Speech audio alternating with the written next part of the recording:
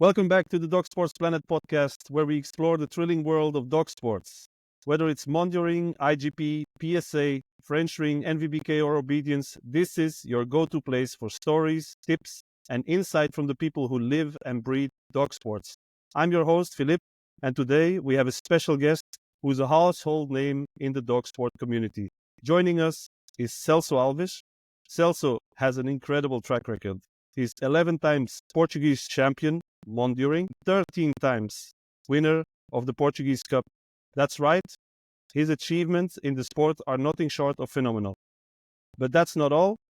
Celso experience, it extends beyond the competition field. He's a K9 unit police officer and a highly respected international judge known for his strictness, creativity, and expertise.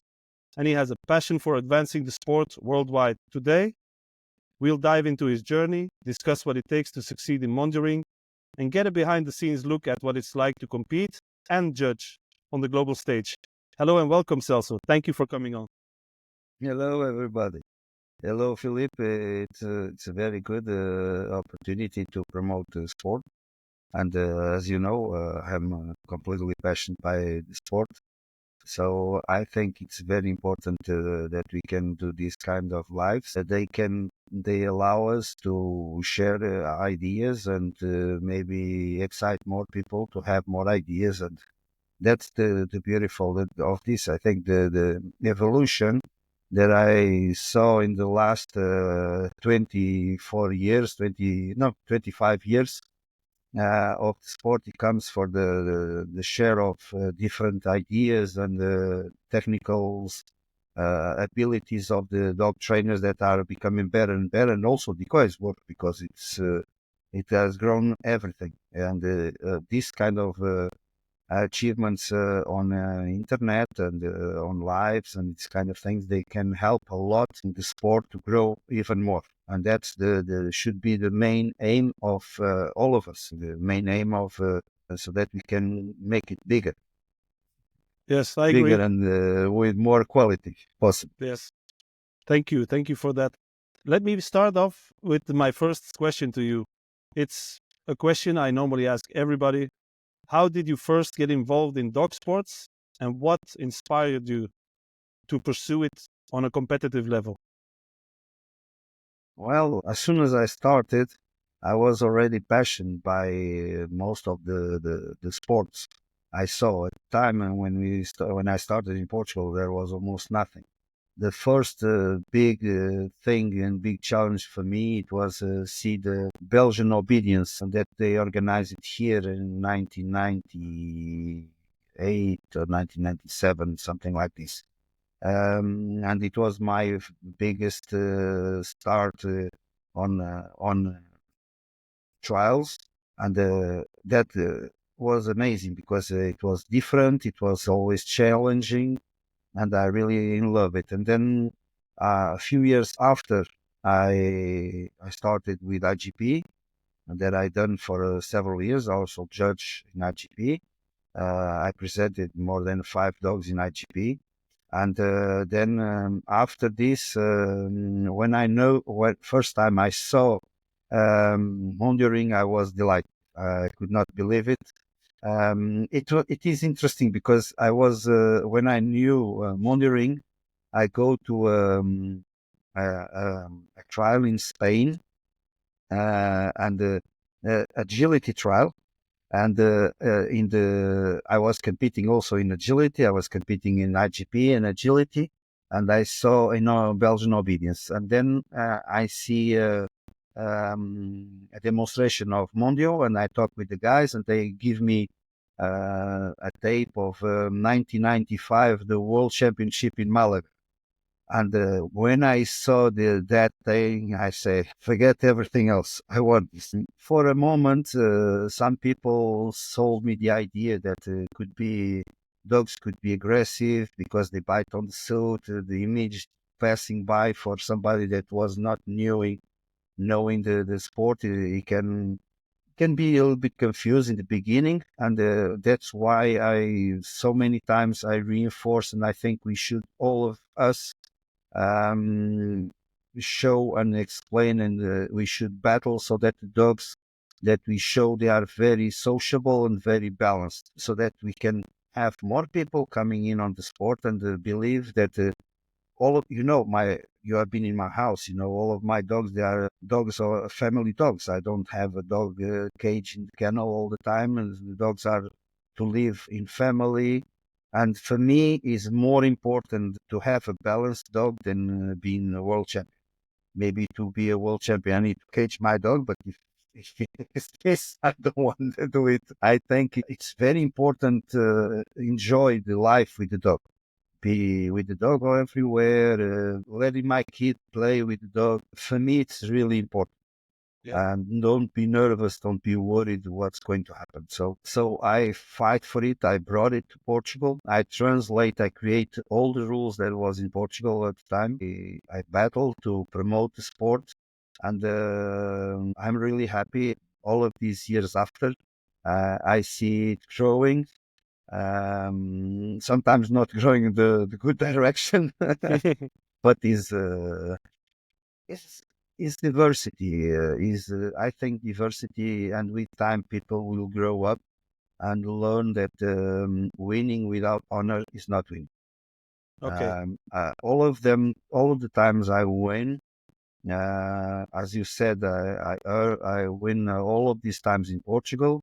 In the World Championships, I have 18 World Championships played with my dogs. Most of them with two dogs, not with only one. Most of them with two dogs. And I had a fourth place in level 3. I have a sixth, seventh, eight, 11, 10. I don't know so many. You know me, I don't really see so much. Sometimes I make a trial with my dogs and I don't go even to see the score sheet, because for me, if the dog worked good, it's enough. I Yes. think, and I hope that I've been judged fairly and sportive, so that was it counts more. And I like to see the dogs working. That's my passion. I amuse myself all the time when I see dogs working, when I challenge the handlers, when I make the trials. Normally, everybody tell me that my trials are really hard. Yes, that is a Uh, reputation you have. You have the reputation of being creative as a judge. But before we go to the judging part, I would like to know about your first dog. Tell the people, how did it go? Your first sport dog. How did that process go for you? well, my first dog, it was I think it was destiny, because I wanna have I always want to have a dog, but I didn't have a house for the was not my house, so I could not have a dog. As soon as I have the house, I want to have a dog, but I was thinking to rescue a dog in the shelter. And then one day, my colleagues in the police asked me, "Hey, don't you want to play in the lottery with us?" I say, "I don't believe on that shit." "No, but play with us. We need a guy more." So I play on the lottery with them, and it come out money, a prize. And that prize, when I go walking in Ericeira one day, I see a small black dog in a window. And there was a Grunendal. I don't even knew what it was, a Belgian Shepherd Grunendal. It was for me something new. When I go inside and the guy tell me that it was a Belgian Shepherd Grunendal, I say, "What is this?" So he showed me a photo. I see a black dog. I say, this is like a German Shepherd." "No, no, it's different." But I was really delighted with the dog. Dog was a little bit crazy. It was difficult. Character was really tough. He wants to bite everything, and I like the challenge. So when I asked the price, it was really funny, because the price, it was exactly the same amount I earned on the lottery. But I thought for a second, no, I don't want to buy a dog. I'm going to save a dog. Then I start walking to the car and I think, no. For some reason, I never played in the lottery, and the day I play comes a prize that is exactly the same amount that I met in a in a shop that I never wanted to buy a dog. But so this should be a sign for me. And I think that the owner of the shop still remembers this, because I took the dog home, and I never had a dog to train. It was for me, it was completely different. The schools at the time was All of them was only training dogs after the 12 months because they was using force. And I trained other animals before, so a rabbit and a bird, so he cannot use force. So when I go to the trial, it was really funny. At that Groenendaal, I make him making 98 points in brevet of Belgian obedience, and I train in 1 week the exercises because I didn't even knew what it was the trial. And so after this, I started with doing agility and then I started doing IGP. That dog was IGP3. I've done with him IGP3. I go to Belgium to compete. I go to Belgium to learn. A lot of times I had lucky. The first judge that came after the trial say, "Can make this guy help you guys to train?" I say, "But I don't know nothing. I know for my dog because for the others I don't know." I would love to go on to Belgium to learn. So he opened the window. He gave me his phone number, and so I go in and I go to my job in the force. I need 15 days of vacations. I want to go learn to train dogs, and I was really well received in Belgium for everybody. I go to clubs of IGP, clubs of Belgian obedience, Belgian ring. For me, it was like a new world where people was thinking much more ahead than me. I was already playing with a ball with a string attached, and in Portugal, a lot of people was laughing. Hey, why you do this? It's not a ball. It's not nothing with the string. I said, yeah, but my dog it bites my fingers, so I have to have a string. Otherwise, when I take the ball, it bites my fingers. And then I see there in Belgium, everybody was using ball with the string. I say, hey, maybe I'm not a Martian. So that dog, it was really very important to me because it taught me a lot. It taught me it was not as strong as a Malinois, but he taught me it teach me how to work difficulties, how to overcome problems. He had a lot in his mind. He was thinking, "I'm a lion," but in the end, in the heart, it was like a small lion, a baby lion. So I had to make him become stronger and stronger. So maybe this helped me a lot to use my brain more than the force. Because if I use force with him, he will not go anywhere. And I made in my GP3, made the Mondioring level 1. I made the one world championship with him in the end of his career. I made 2 world championships of agility with him. He made in the end of his career. I made the FCI obedience also with him. So he was a dog that was doing everything. I made 3 movies with this dog. And after I had the luck to meet a breeder that gave me a good dog, my first female, Hari, and she was really amazing. And when I had that dog, I really understand the difference between a strong dog and a normal dog. Yes. Because my Grunendahl with 7, 8 years old to make an accessories attack, it was a big, huge problem. And he was IGP3, and he was a dog that was doing his job, even biting on civilian, because during the movies it was him attacking people on civilian. He could bite civilians, no problem. But to accessories attack, it was really a big problem for him. And my Malinois with 11 months old, she was passing on accessories like a rocket, like, oh, nothing there. And then I start to understand the big, big difference. And this changed my world and make me want work more. So this dog for me, it's always special. He had a really nice name, Arthur de Montes Templarios, but it was really an amazing dog. I still remember him. I still have photos of him because it was my marker dog. His knowledge that he taught me, because he was really an interesting dog.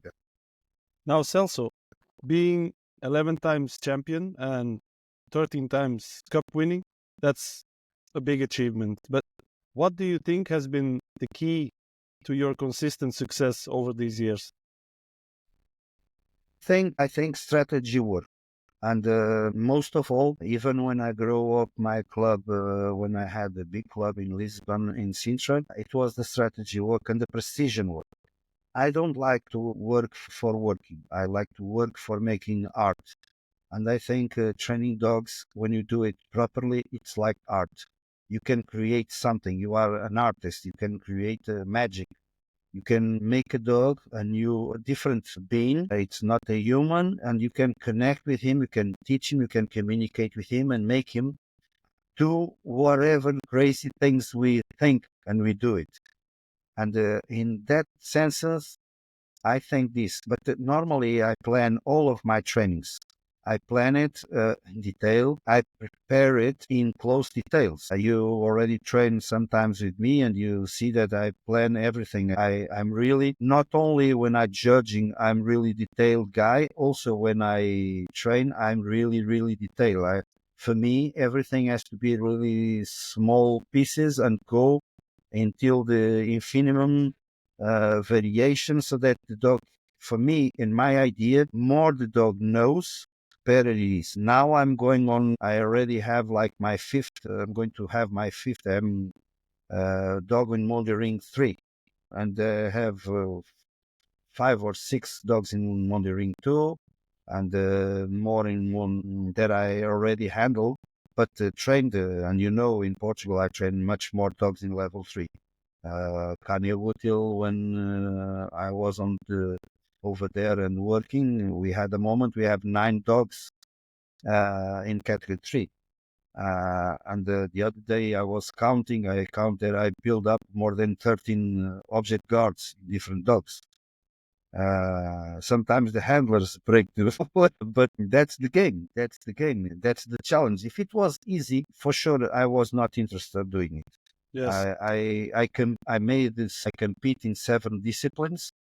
I don't consider them weak, but I consider them more easy and less challenging for me. I respect all the sports, agility, obedience, IGP, tracking, all of them. But I like difficult things. I like things that are really challenging, and they are not boring. They doesn't come more like a routine. And the Mondioring is amazing on this. And what made you decide to become a judge? And how does that switch? How do you switch from being a competitor and all of a sudden you're going to be a judge? Well, it's funny because I never thought about being a judge. At the time, the person that convinced me to become judge, it was Vicent Porcu, the one of the brains that promote Mondioring and create the rules of Mondioring. I was thinking, and I was organizing almost all the trials in Portugal at the time, and I always brought a outside judge. And one day he told me, he comes in and he says, you have to start to have your own judges that adapt to the level of your country. Say, yeah, but I like the challenge that the foreign judges come in and create in my trials.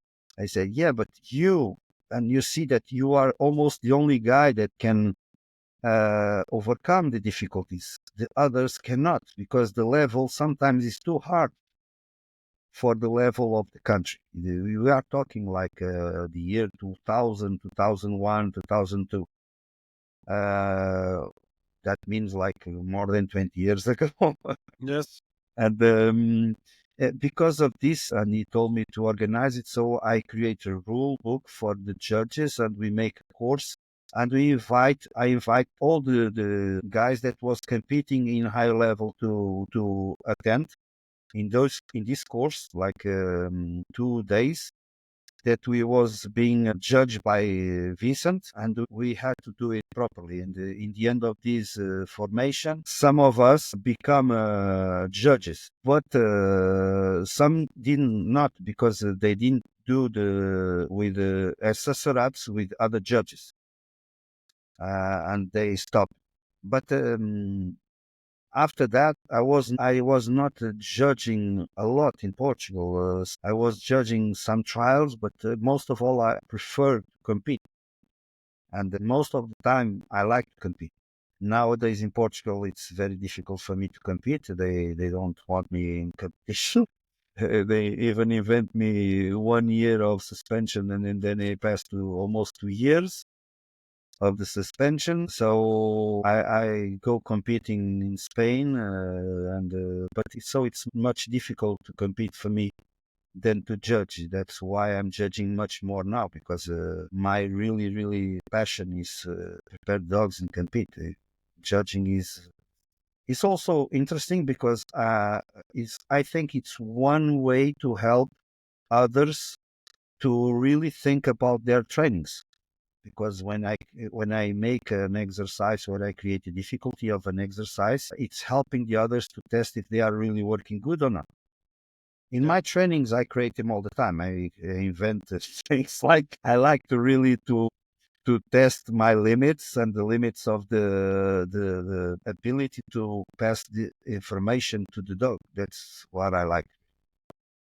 Now, for listeners who might not be familiar, how would you describe Mondioring and what makes it stand out among other dog sports like IGP and PSA, for example?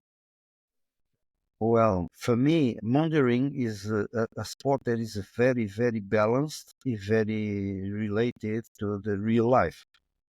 So it's easy to have a dog that can work and defend you and work like a guardian dog, but also it's easy to have a dog that is a family dog that lives with my dogs. They live with cats, with kids, and they live together. It's very good on this. So the difference between in my idea is that we never know what's going to happen.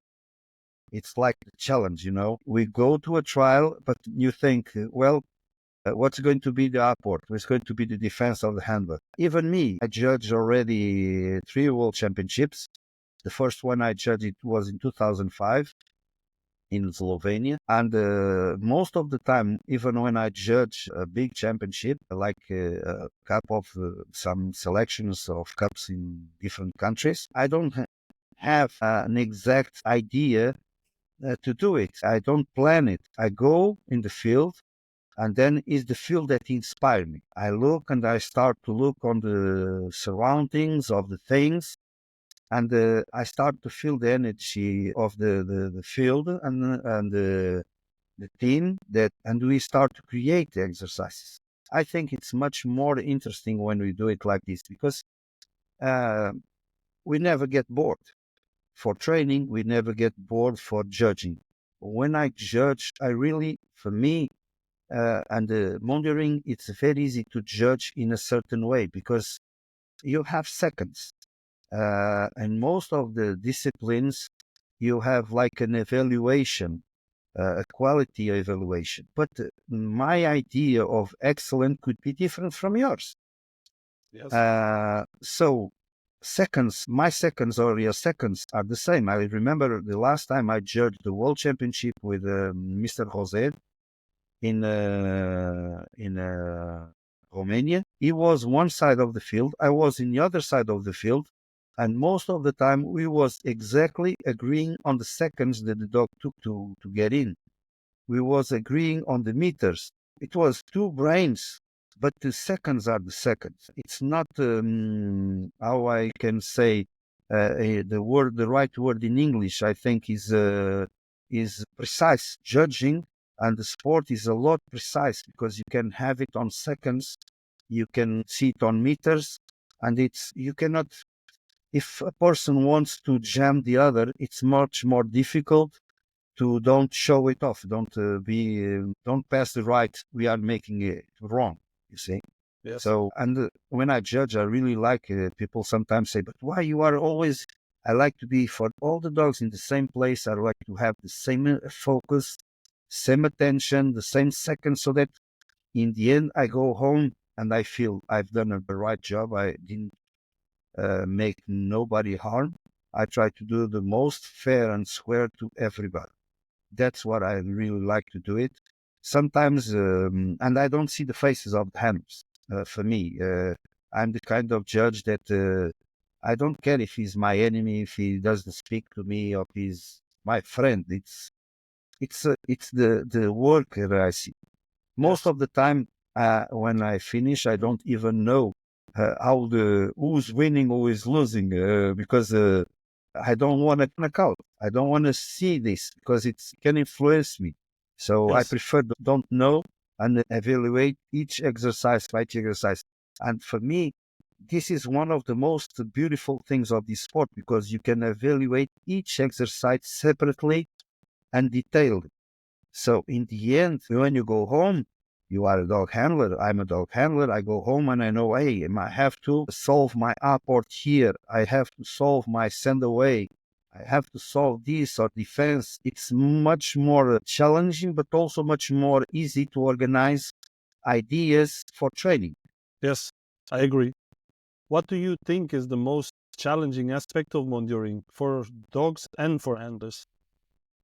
I think is the diversity of the ideas.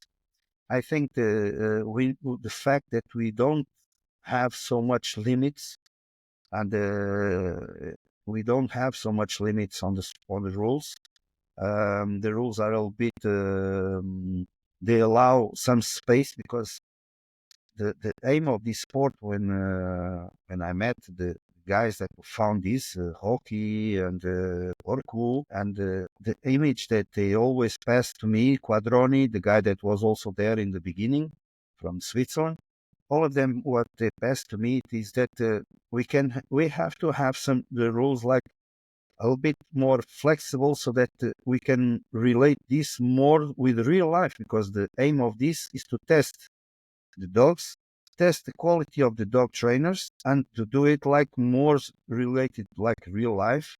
So it's different from some sports that you are like formal position. You have to be too much formal, too much rigid. You have to behave like almost a robot. Yeah. In Mondioring, no, it's more relaxed. You have to have this, and it's more like a natural thing. That's what really amazed me is that we can have an attitude more natural, and also even so having the dog working as the most quality we can do it. Because from when I started, like in 1998 until today, the first trial I made it was 1998 until today. I, I see a huge difference in a lot of aspects. Some good, some bad. One of the good ones it is the quality of the technical trainers. The trainers are Yes. better and better and better.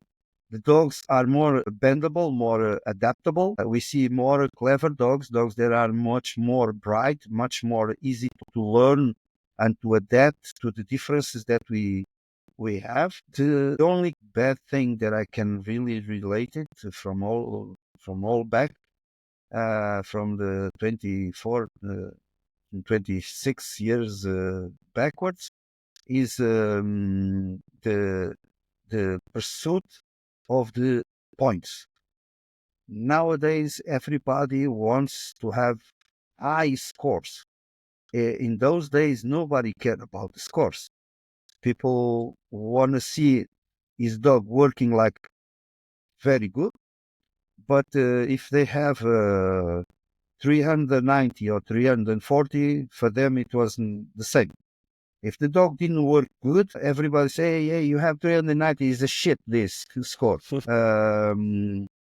So this is what I really miss. It is the passion for seeing the dogs working. Sometimes I think people are too obsessed with the points.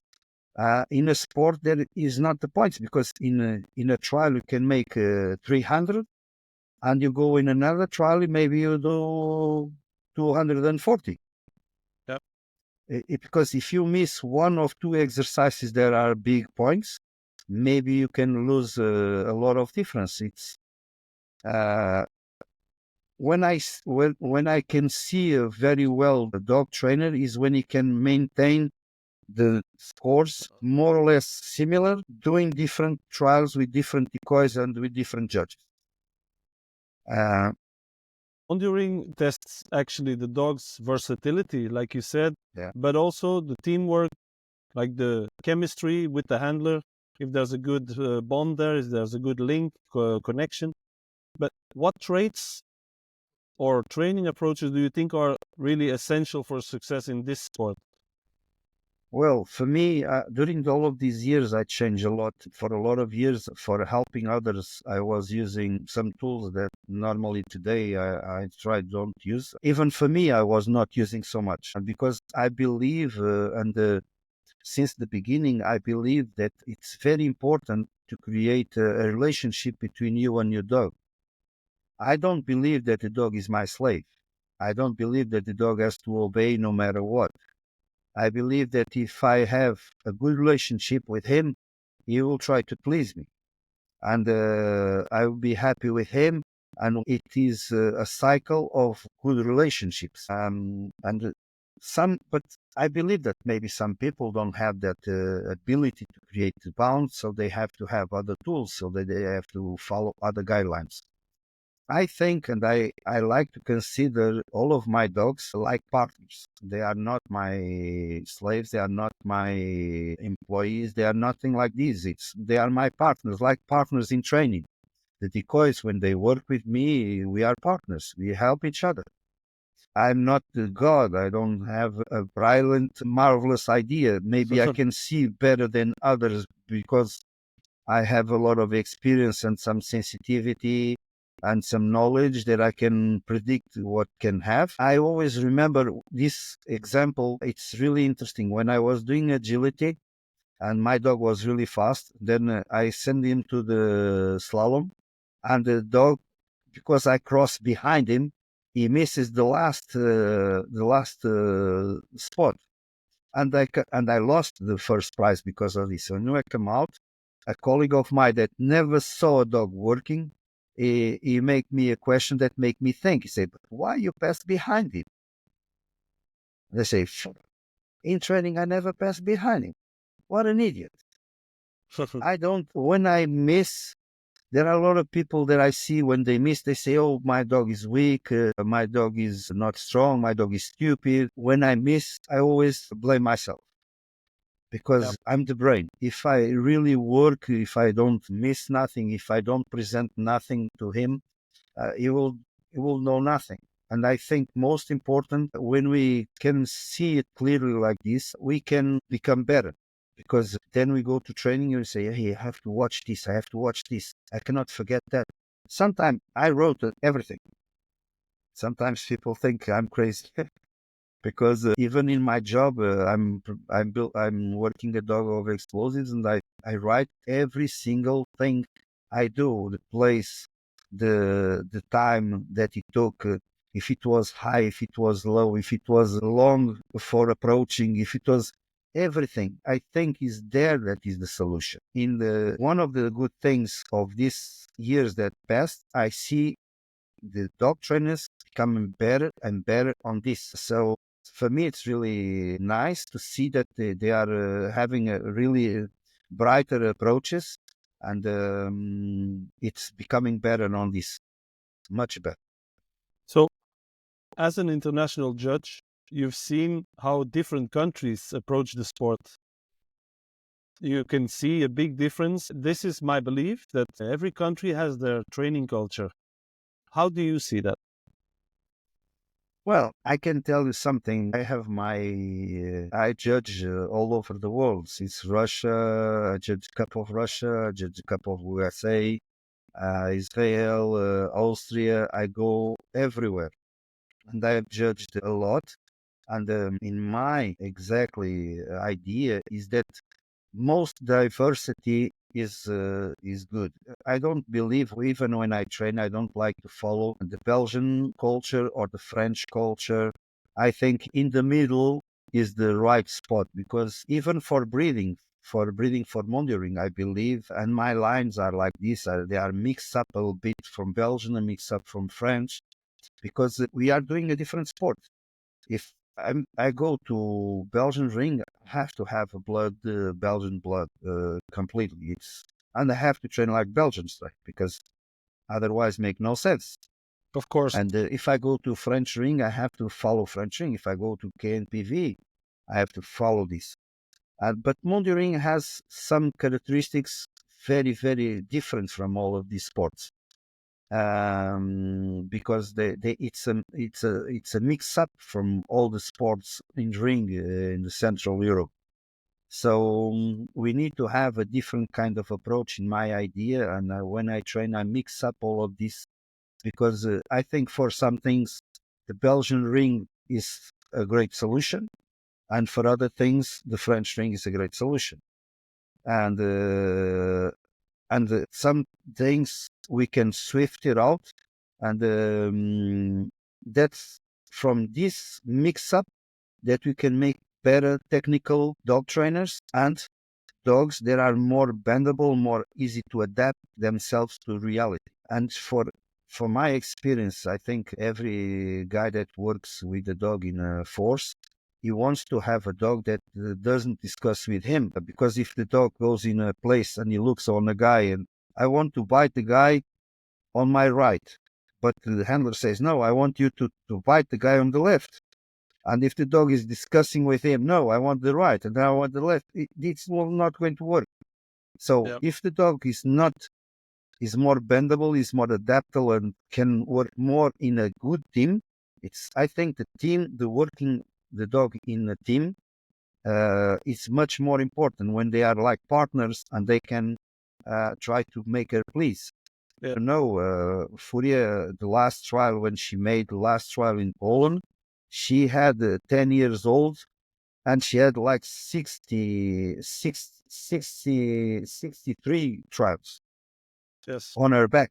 So, and she presented exactly the same behavior that she presented when she was young. She was not disobeying, she was not getting crazy.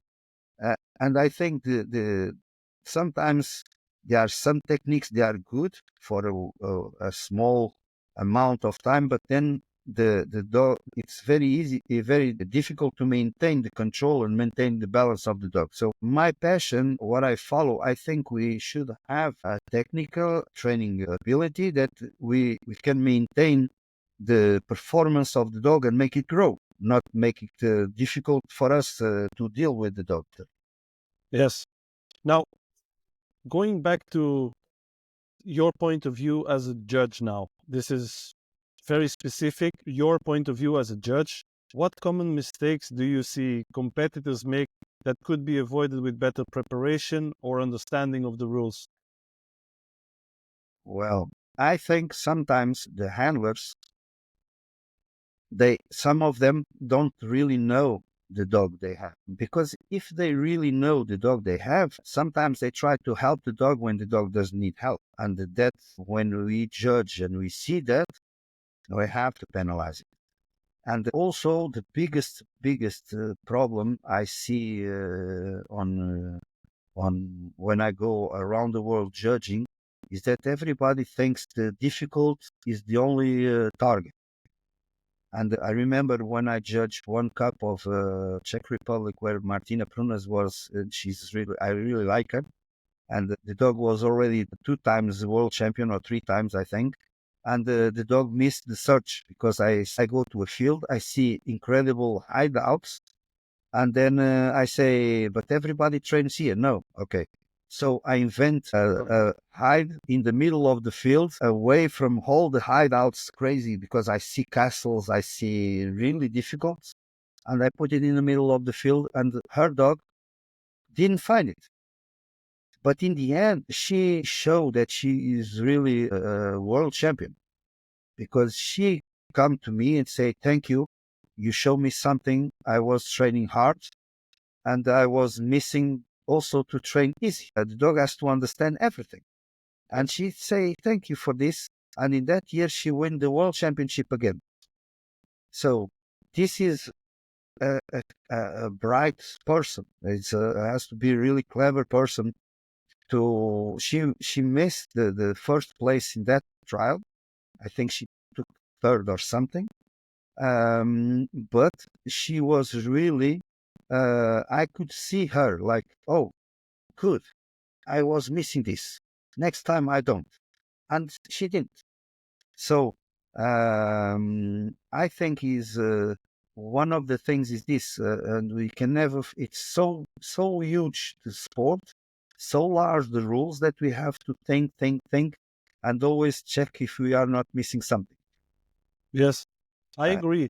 I think also, I don't know what your opinion is about this, but that a lot of people that actually participate in Mondioring don't really know the rules. yeah, most of them. That Yeah. yes, well, because you see, And some, I can tell you, some read it like if they read a mathematic book, and they yeah, imagine that things have to be like completely exactly and robotized thing. Some dog handlers, sometimes I say, you are not thinking like a Mondioring handler. You are thinking like a handler of IGP or FCI obedience, where is always the same thing. And yeah, here, it's not always the same thing. That's the challenge. The most interesting thing is that you have to think out of the box. Uh, 100%. if you don't think out of the box, it's not fun.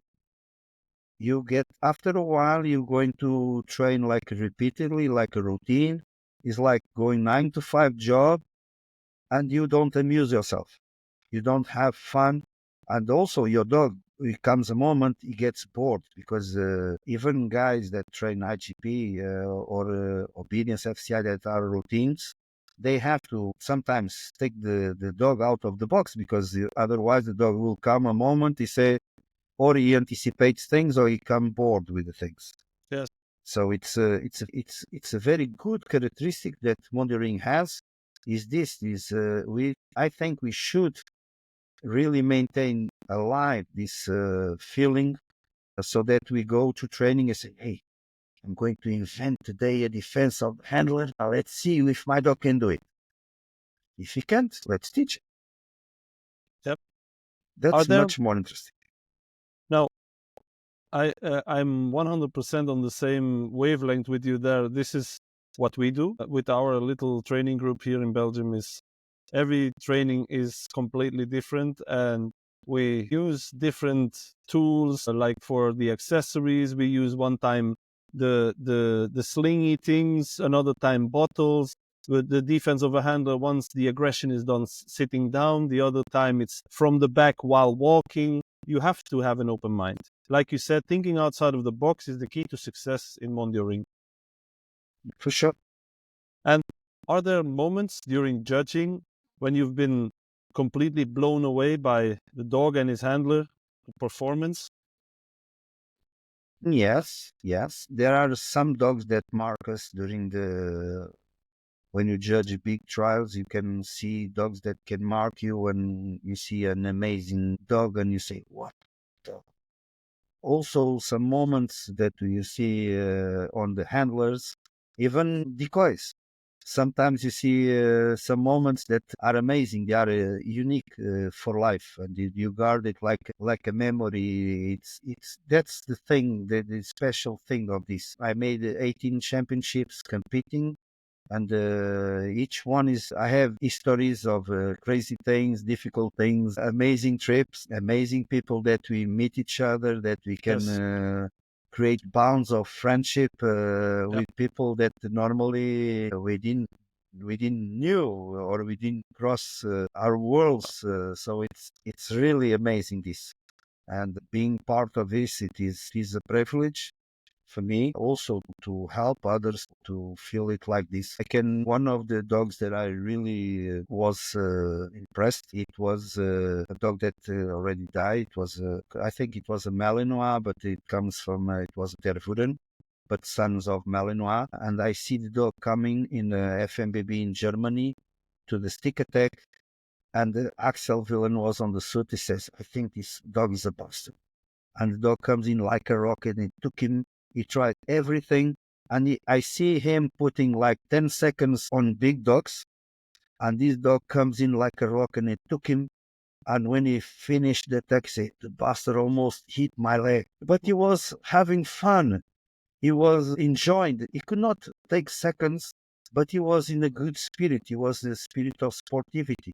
Yeah. And then he goes to the transport. He says, now in transport, I will run like a rabbit. I say, why? Because he says, if he catch me, he will make me holes. It was not because of points. It was not because of that. It was only the fun of running away from a crocodile. Yes. The dog was from Arcel in Mata. Oh, yes, yes. Yes, that dog was really impressive. So some moments like this are really impressive. I have won the first time I judged in Slovenia in 2005. I won a prize from Philippe,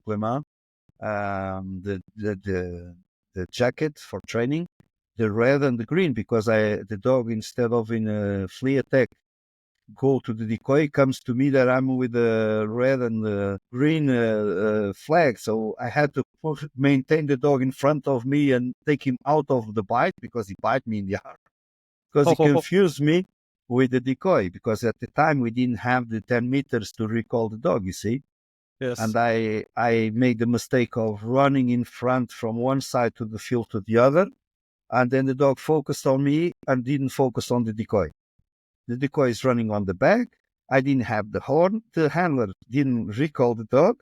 So the dog come and bite me like 1 second, and I took him out with a thing of wood in his mouth, and I push him away from my arm. Yeah, and so these kind of things that mark you and can excite you during all of the life of this. My luck, it was that in Slovenia was really, really, really cold, and I had like 4 or 5 sweaters under the jacket.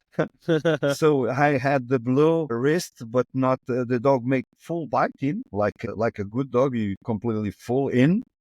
And I was blue, but I was not cut it out. Oh, So luckily, yes. but it was really funny moment, and because of this and the other situations, then we start to make recalls on 10 meters. This is a good thing that the rules are developing, and they are maintaining the same spirit, but also they are developing. We are being more accurate on some small things to help it becoming better. It's good that you say that, because you segue straight into what I wanted to ask you right now. And that it's, for me, very important to hear this from a judge for once. Where do you see the sport in 10 years? And are there innovations or changes that you would like to see? Yes, there was some innovations I would love to see, but I don't think they will appear, because the last changing of rules, especially in us, in our country, it was presented how they wanted to change, how we should, what they is going to change, but they don't really ask us our opinion, and they don't follow no opinion at all. It was like communication.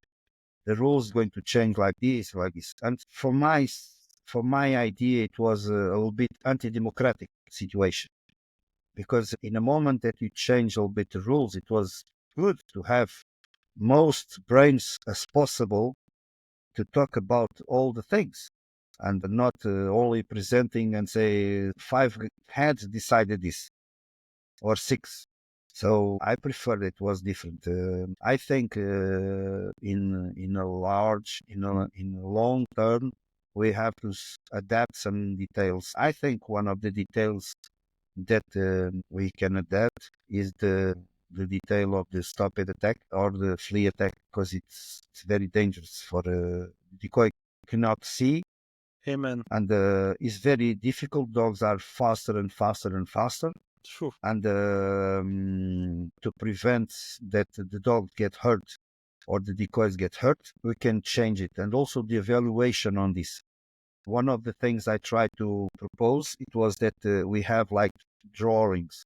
Each 3 meters we have on the ground a line, so that it was more easy to evaluate and to be clear for everybody.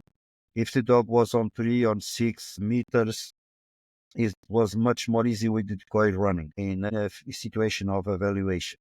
I And think, sorry to interrupt, but I think, Celso, that would be a game changer. That would be a game changer, like for the best of the sport, is to get, first of all, get the flea attack, this stopped attack and the flea attack, get it out of the program and do it on a different exercise, like on a frontal exercise. I'm not saying you said this, but this is my idea. And having markings on the floor, so the judges don't have to rely just on vision. You have a line on the floor, you have markings every couple of meters, and it's just easy for the judge to say it was 6 or it was 4 or it was 2. Please proceed. Even so, because when I judge, I try to be all the time in the same place for the flea so that I have the same impression for everybody. So that, because if you are in a different place of the field, you can have a different idea of the meters. So if for one dog we are in one place and for other dog we are in another place, this can make a difference. Because of this, Vincent that gave me the first formation, he was telling us you should be all the time in the same place so that you are more accurate, so they are more just to everybody. This is one of the things. The other thing I think that sometimes when the dogs don't really, I think, for instance, we can go a little bit. My idea, I would love to see it because sometimes the dog don't find and they loses 40 points, and it's challenging in the moment of the evaluation for the points in final. But some dogs have really beautiful escorts, and sometimes we miss the escort because the dog didn't find. And I really love to see escorts. It's one of the exercises because it's a strategy exercise with concentration. And it's a challenge between the dog and the decoy. It's very beautiful for me. It's a very beautiful exercise. I really like it. And when we do it, the dog didn't find, so you cannot see the search. You cannot see the transport. Sometimes I'm like, oh shit, I would love to see the transport of this dog. Yeah. And in Belgian ring, they separate. If the dog doesn't find, he loses some points, but he can have the points of the transport, and he doesn't lose 40 points in the middle. I understand the concept of the sport, and for one side, it's okay because it's more selective. If the dog didn't find, he cannot have the transport. But for other side, for the show and for the technical exercise, when it happens to you, you are like a hole in the stomach. You say, I could not test my transport. Shit. Yes, I test the search, but I could not test my transport. It could actually, I don't know what you think about this, but it could be solved by, if the dog does not find, to have the penalization a little bit more severe, and then so the dog can do the transport for less points. Then it would stay fair and selective, I would say. Like, for example, now we have 40 points for the search and transport. Instead of taking 10 points for example, not finding, you could take 15 points of that, and then the dog can still do the transport for 25 points. That would be, instead of like giving, because sometimes there will be dogs that are not good searchers but that have a decent, or let's say a very calm and solid transport, those dogs could get some advantage. But if you get the penalization higher for not finding, and then the transport for those that fail have a lower points to play for in the transport, I think that could even out the issue here. Yes, in some sports, when the dog doesn't perform exactly, you can test it again for half of the point. So even they could introduce it like, okay, if the dog doesn't find it, you can make the transport for half of the points, for instance. And then it will be interesting because it's also a very beautiful exercise to see the duel. It's a duel between the decoy and the dog. The dog he has his own plan of strategy, and the decoy has another one. One thing I don't like to see so much is that for me the rule says that the decoy has to have a normal walking. And nowadays we see dogs that attached on legs all the time, and the decoy cannot walk. And for me, I believe that when I'm judging, I always say, take the dog away, take the dog from the leg, because it's not natural to walk. I never saw in the police a guy escorting a prisoner with the dog attached on the leg. It's impossible. The prisoner will start to scream in panic because he could see it is not normal. It's not logical. So it's a strategy. The dog that attached the leg that I really don't. And I see some dogs that make a really good job attaching on the leg, and suddenly the decoy found a solution. And the last time I judge, I see him, the decoy gives 20 meters because he took the dog off the leg, and he could run away 20 meters on a moment because the dog knew nothing else, only knew touching the leg. So I don't like to see that. For me, when I judge, I'm a dog trainer. I prefer to see a dog that knows transporting on front, on behind, on left, on right, than a dog that only knows to be attached. I think this is not making the sport more technical. Is making him more more mechanical. If we allow this all the time, after a while, everybody has the dog attached on the leg and the decoy cannot move. Yeah, So and there's no how more can you walk? spectacle. How can you walk? Yeah, yeah. It's. I see your point 100%. It's becomes if that becomes the standard, then the sport actually will change because there will be no more transport. There will be only an Yeah, attempt to get the dog off your leg, and you will not see those yeah, elegant moves by the decoy trying to make the dog make a mistake and then being able to escape. It's basically who has the strongest dog or the dog with the best physical condition to hold on for yeah. 3, 4, 5 minutes in the transport. And in the end, some I see some dogs finish completely tired, completely broke down. And I see one of the trials I saw this, and the dog that has to make object guard after, he was dead. He Yeah. was completely physically dead. The dog was not able to do the object guard properly after because he holds so much, he made so much energy to hold the leg of the guy that in the end he was completely broke down. So it's a strategy I really don't, and I think it loses the beauty of the duel between when the decoy can run and when he has the moment, can I run now or can I not run? And the dog is vigilant, the dog is not vigilant, the dog is fast, the dog is not fast. And with that system, you cannot even see if the dog is really fast recovering. Because if the dog is attached and you don't take him away to run, you have no chance to see and to expose the really qualities of the speed of the dog in a moment of reaction. Yep. Because transport, what you see transport is fast reactions. If the dog is always attached, you cannot see the fast reaction of this. So how can you evaluate? How can you say, "Oh, I like this dog. This dog is really comes quiet, but the moment the guy runs, he's really fast, or he's lazy, or he goes slow." You see, Yes. and we stop seeing this quality of the dogs. So it's something I don't really appreciate nowadays. Like I say, anytime I judge, I say, please take him away because this is not natural. The rule says you have to walk naturally. You cannot walk with 30 kilos attached in one leg. It's not normal. This. And what about other exercise? I have done some polling. Well, I've done some, remember before the World Championship in Greece now, I did some series of written interviews with everybody or like almost everybody that was going to participate in the World Championship FCI in Greece. And I had asked always the same kind of question if you could change something about, and there was often people that would not complain, but they would say like the defense of the handler, there is too much provocation. And it's not really a scenario, but too much of a provocation. And that would be, for example, more helpful to the decoy than in a object guard where you're not allowed to provoke the dog.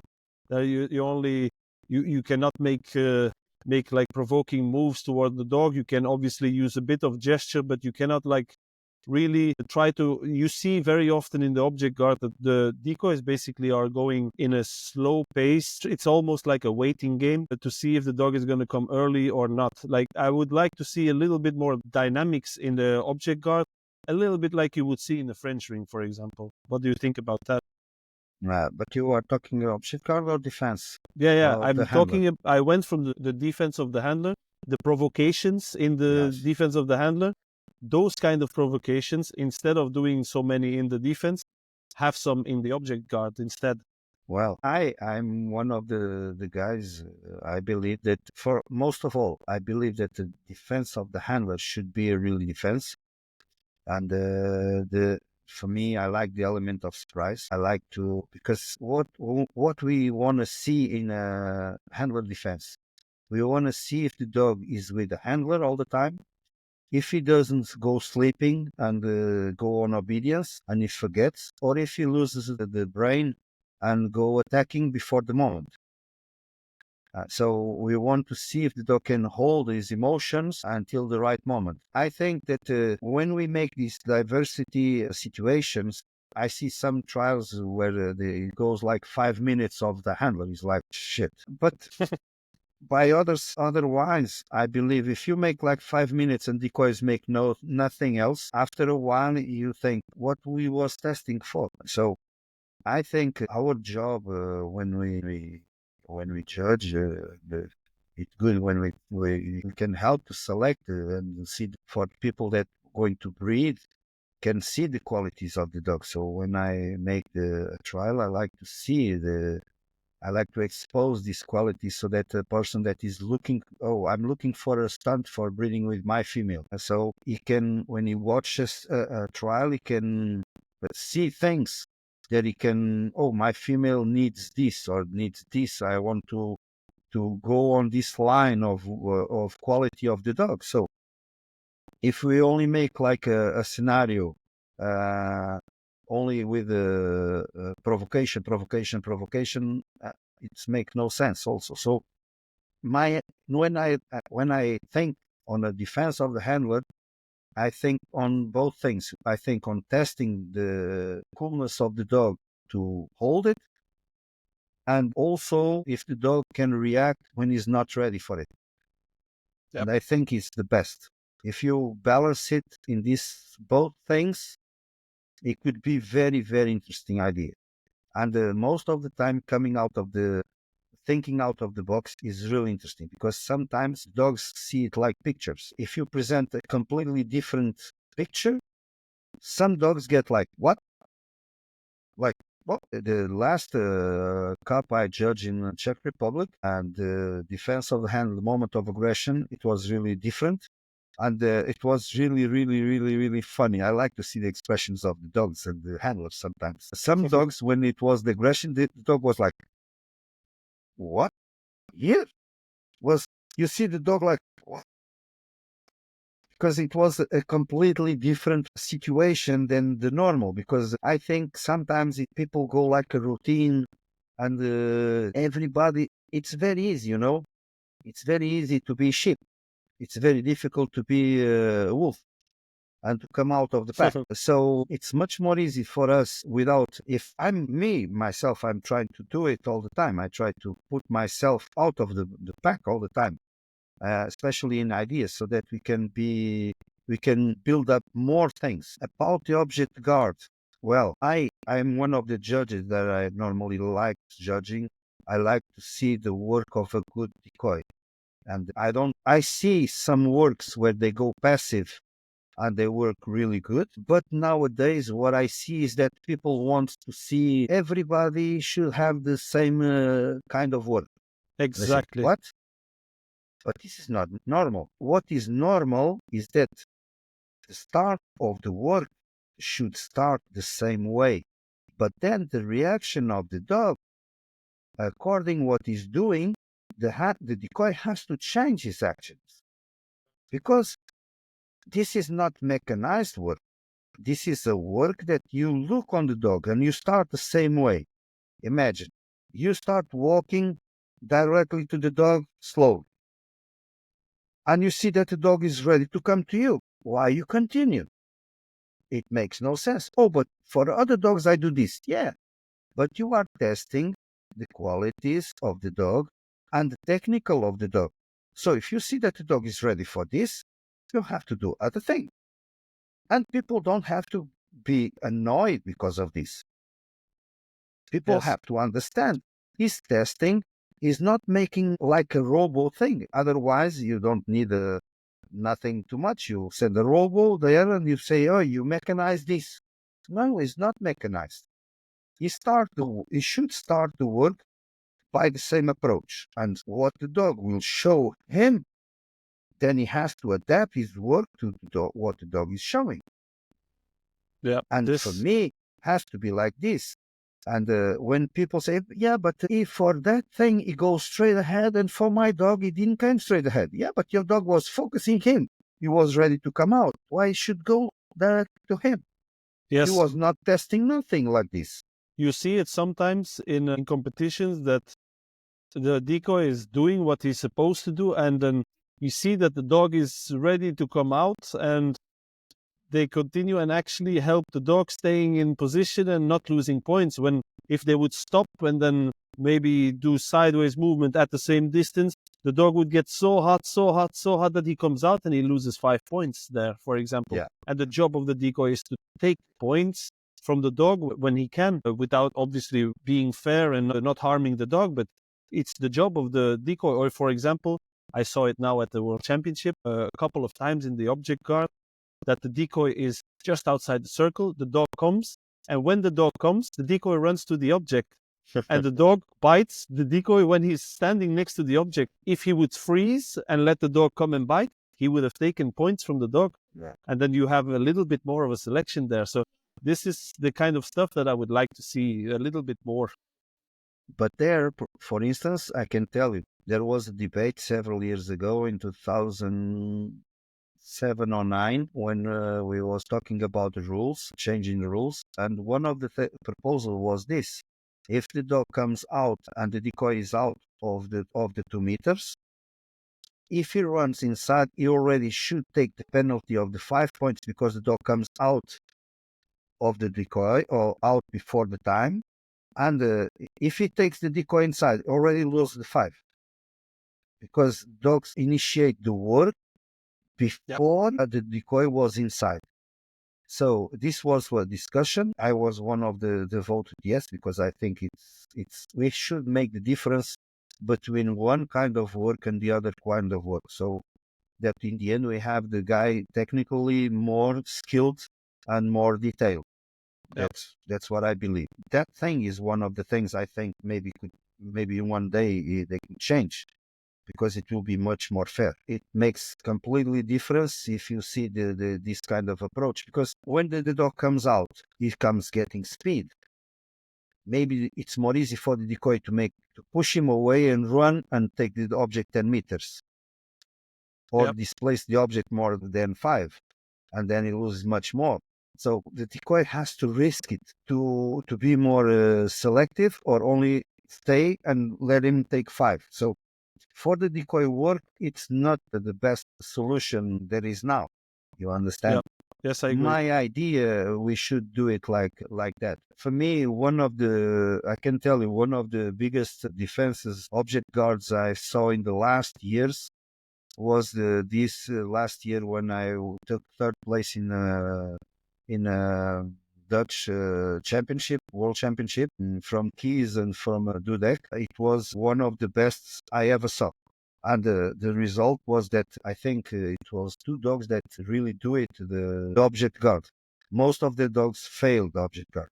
And when I saw it in the white dog, I thought, I don't think my dog, I don't know what's going to do this, because I never done this. It was a really good surprise for me to see that all the information that I put in the mind of my female, it was good. And she make 30 on 30, I think, or 29 on 30, because the deck move 1 meter, the object. But for me, it was one of the best, because it was completely out of the box. And even the defense of the handler, it was really nice. And it was beautiful, because for 1 second I had defense of the handler, and the second the water hit my dog, I lost the defense of the hand, because the dog tried to attack the guy that threw him the water instead of looking on the other one. And so I lost the defense, but I was like, wow, what a defense. And I think if people think more time like this, the sport could be much better, because then I come home and I train this and this and this. So it was much more challenging for me, all of this. So I think for the handler defense and the object guard, if we introduce a little bit, if we let the decoy be more a real decoy, because if you see in French ring, the decoy never does, it almost doesn't do anything else equal. And I remember in 2005, when I was judging Botaro, the French decoy, in 35, 35, yes, 35, I think it was 35 or 40. He stolen half of the objects. Yep. Because at the time nobody was using the hand, nobody was using to push the dog when he was coming to bite, and he started pushing the dog. He asked me, "Can I push it?" Yes, you can push it. You cannot hit the dog. You cannot slap him, but you can push him. Why not? It's natural. If you come, what the rule in the beginning says, the decoy has to act in a natural way, like if he didn't have the suit. If you see a dog coming to bite you, you will not push him. Of No, course. you're going to push him. Yes. You're not going to say, "Hey, please take my arm or take my leg." No, you're going to push No. him.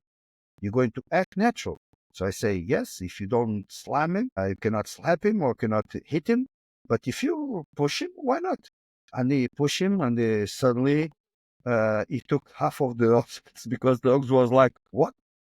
I was pushed away." So Actually, this is, there was the World Championship that you judged with Bernard Roser. There was also a lot of points taken in the object guard because we had Axel Villain who was yeah, it doing, was a machine to push. he pushed so many dogs. Actually, the tandem between him and Morgan worked pretty well, but Axel took so many times, took an object away and made dogs miss, etc. I actually like that a lot. I'm not saying we have to go towards French ring or whatever, but it's like you said, the decoys allow the decoys to be more dynamic and adapt to the dog they have in front of them, and not do the same kind of movement for different dogs, and just adapt to how the dog reacts. Huh? I can say I judged 2 world championships with Axel on the suit, and it was really good to judge with him. It is very sportive. He doesn't see flags. He doesn't see countries. For him is he goes there and does his job. One of the things I really appreciate when I was working and I was judging with him, it was that he started always the same way on object guards, and as soon as the dog show him the different behavior, he adapts the work, and he start work in reaction or the dog show him. And this is really what I think it should be. But I think most of the schools and most of people that are teaching decoys nowadays, they teach him like, oh, you have to, if you go straight ahead for the dog, you have to go straight ahead for everybody, even if the dog is looking to you, even if you see that dog is coming out to you. And this makes no sense. Yeah. Yes. I agree. Because if we do this in the future, we are starting like this decoy always goes straight ahead. So I'm going to train only straight ahead. Or this decoy that goes circles. So I'm going to train when it comes on circles. And it will break the energy of the difference. It will break the reaction of the dog. So it is not good for us. Yes. Now, to move on to the next topic, what advice would you give to someone that just starts in dog sports? It's whether they're training their first dog or if they want to become a judge like you, for example. Well, I think that most of the people should not aim to be judges. I think most of us should aim to know all the sport, to be very good dog handlers, to present dogs, to train dogs, to wear the suit. I'm one of the judges that I wear the suit for a lot of years in competition, and I'm 56, and and I still train dogs in training because the experience sometimes can help me to teach the dog what I want.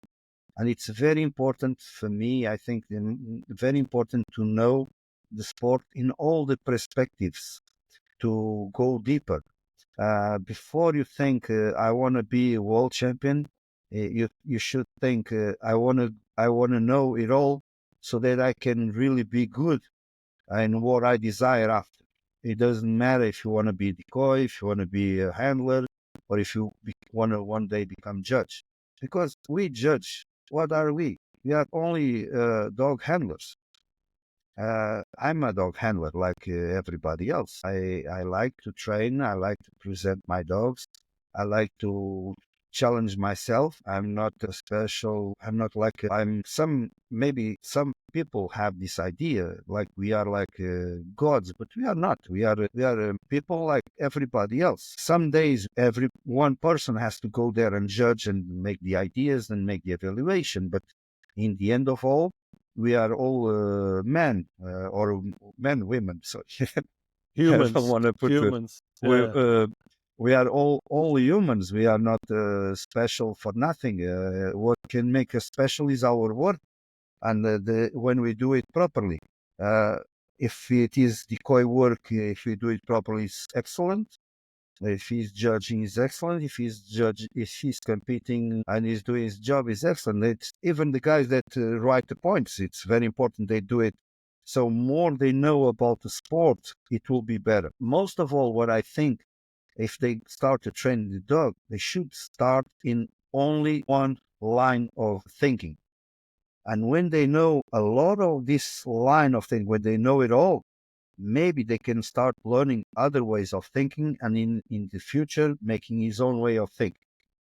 But if the person, some people nowadays do this because we are in the age of No. fast and easy. So nowadays people come, make it to training, say, okay, I understand it all, so I go home and train this way. One day somebody was telling me, Celso, why don't you are afraid to teach what you know? When you give seminars, when you say, because I do this for so many years, so many days. I have seen so many dogs that if they want to pass over this, they just have to make a big effort. Because I do dogs every single day of my life. Vacations is for training dogs or competing dogs or judging dogs. My rest days is dogs, dogs, dogs. Today I started, it was like 9 o'clock in the morning with dogs, dogs of persons, dogs of obedience. Then it was dogs of, that was problems of character and problems of behavior. And then it was Mondioring. And in the end, it was dogs that have a fear. Then it was dogs that was attacking other dogs. So in the end, when you have so many hours doing something, I don't have afraid that nobody can pass me. If they pass me, it's good because it means that they work much more than me. Yep. If they want to pass me fair and square, if they want to put me out of the field so they become the biggest ones, uh, well, it's like you go to a duel, you take the gun of the guy, and then you can shoot him. And then you say, I'm really fast. Yeah, but the guy didn't have a gun. So when they put me out of the field for 2 years, it was, for me, it was a little bit like this. Okay, now you put me out so that you can win and you can show yourself. Yeah, is this good? I don't believe it's good. I believe that people, when they see this, maybe they can think I'm good. I win this championship, but yeah, but the guy that normally wins, he was there. No, so he didn't win it. Maybe he didn't win it. You never know. You never know. That is So correct. it's this that I believe that it's a common mistake nowadays. When I go to a championship, I like to have there the guys that are excellent. I want to battle myself with excellent guys so that in the end maybe I lose. Losing is part of the game, but I learn much more sometimes when I lose than when I win. Oh So yes. it's this. I am not afraid to win. I am not afraid to lose because losing is only part of the game. We have to be humble and go home and to train more. Yep. Yep. That's And so. that's how we should do it. That's how we can become stronger. If we go home and we say, "Yeah, but the judge, yeah, but the decoy, yeah, but the wind, yeah, but the sun, then the grass," then we can find this excuse for everything. But in the end, we don't progress. Yep. We're not going to progress if we found excuses instead of looking on the mirror and say, "I made a mistake. I didn't teach the dog that." Yep. Um, I had a trial here in Portugal with a decoy. He goes. Fury was an excellent object guard, and he made the first passage.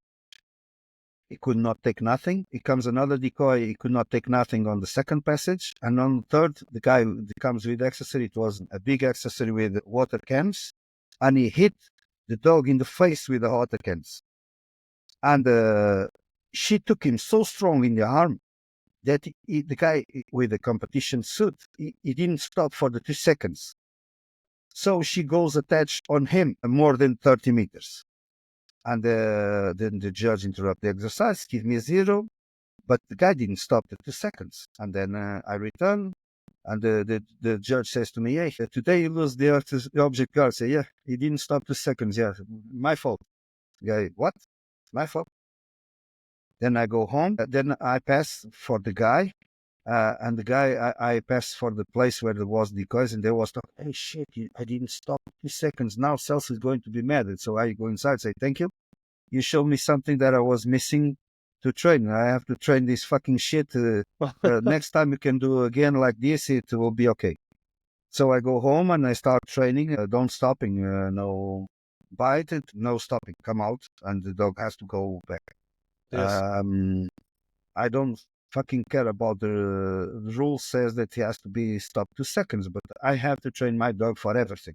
And Yes. instead of finding the excuse that the guy didn't stop, the guy is bad, the guy don't like me. As a matter of fact, the guy didn't like me, and the guy was like, he's like my enemy. But I don't fucking care. Maybe he thinks he's my enemy. It's not. Maybe I'm his enemy, but for me, it's only a person in the suit competing, and shit happens. Sometimes people can make mistakes, and I go home to train so that next time, if you make the mistake, my dog doesn't lose the 30 points. That's it. Yeah. That's how Celso, I believe it should go. I have not mentioned it before. I have mentioned it in the post, but you are also a breeder. Yeah, You have your own affix, which is called Dukes Negers. You do Malinois as well as Dutch Shepherds. yeah. Now, I have one big question for you. You know, people are always with their, my breed is better. This. Now, you have both breeds. What's your favorite dog breed from Mondioring? Well, uh, I tell you, I really like Malinois most and all. Dutch is this Dutch she showed me. She the female Maxi she shows me. I go to judge a casite in France, and every single day, 8 o'clock in the morning, she was at my door. I open and while I was dressing up, she was biting my feet and this kind of shit. So I tell the guy that, hey, I think she wants to go to Portugal. I don't believe so much in Dutches because I don't see ever a good Dutch. And the guy said to me, hey, you're going to see a good Dutch. You're going to see the father and the mother. You're going to judge it. I say, okay, let's see it.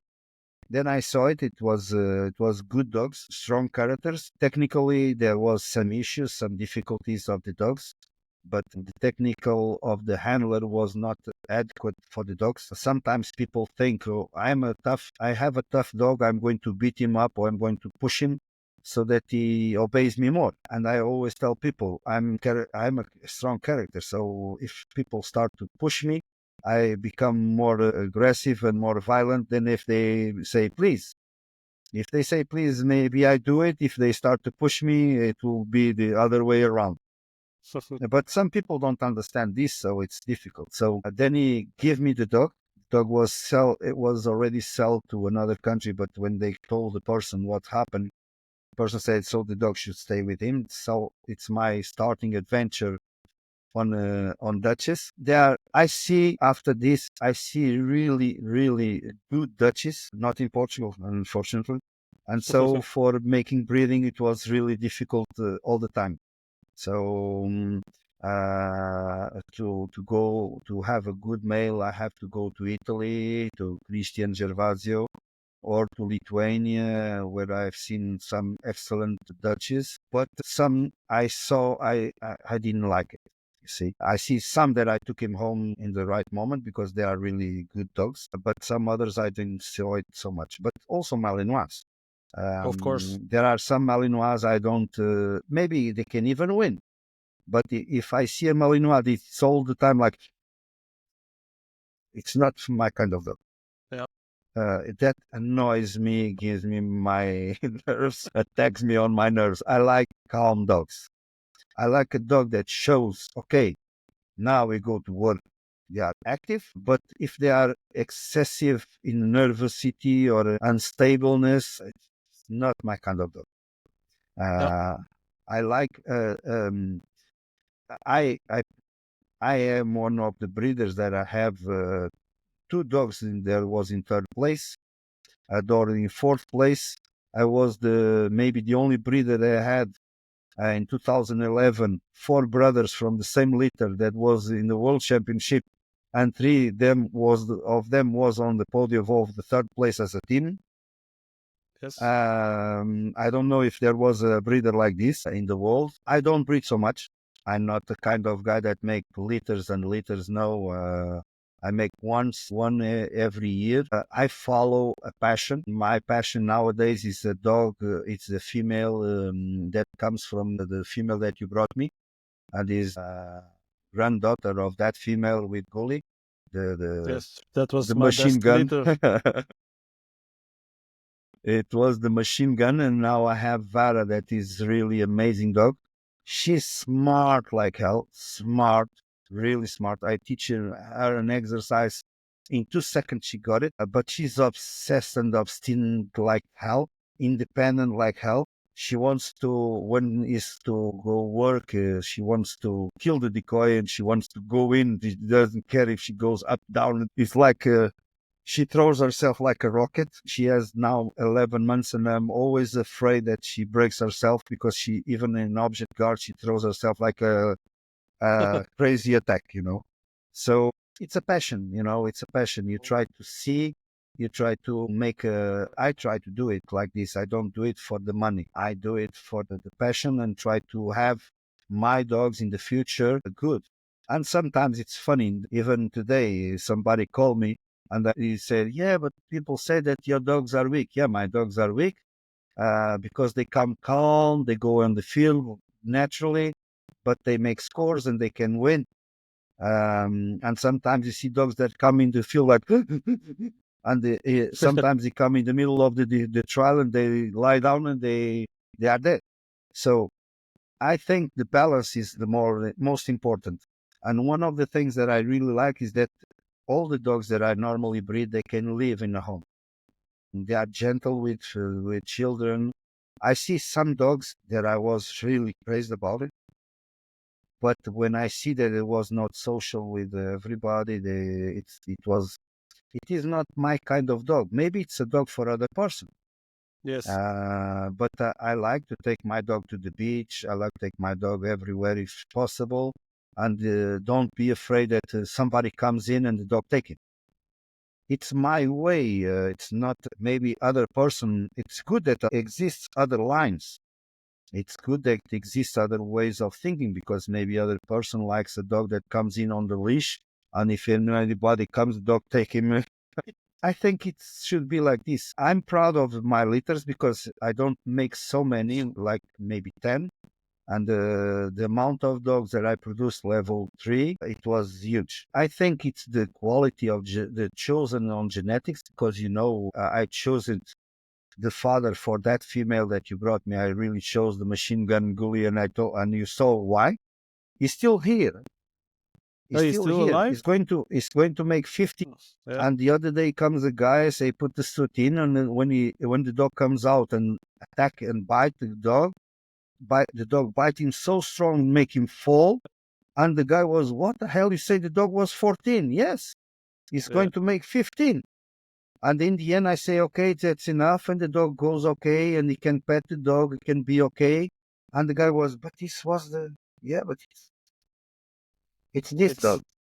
when I remember the first time I had the suit on and you had him in front of you, standing 20 meters away from me, and you said, I warned you, something like that. And then you sent him to the attack. And like, The moment I felt the pressure come on my just below my knee, that's when I said, like, I want this dog.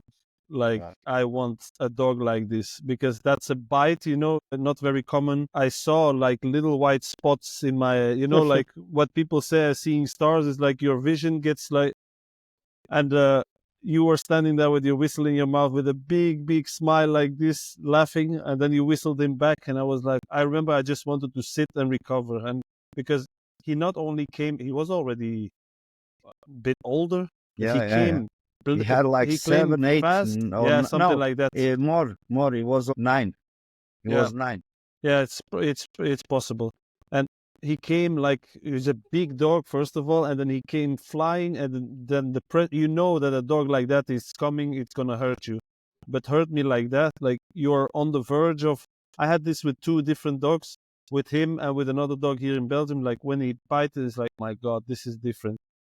And actually, like you said, genetics, chosen genetics, he passed that through all his all the puppies that came out of that litter, they were all absolute crocodiles, completely. Yeah. And this is what, when you have passionate breeders, there's a couple of them here also in Belgium, that you see the quality, the specific qualities that they like, you see them return in every litter that they have. And then you know you're doing something right. If any advice I can give to anybody that is going to choose a puppy to buy for sport, watch the guys that do it for business. Because when they do it only for the business, they don't worry so much with the quality. And then after, when they see breeders that don't do it for the business, do it for the quality of the race, and maintain the specificity of the race qualities, and they becoming better, see the kind of type of dog the person breeds, and then choose it, because has to be a little bit like this, Sometimes people go, I see a lot of times this, they go, I want a Belgian tough dog.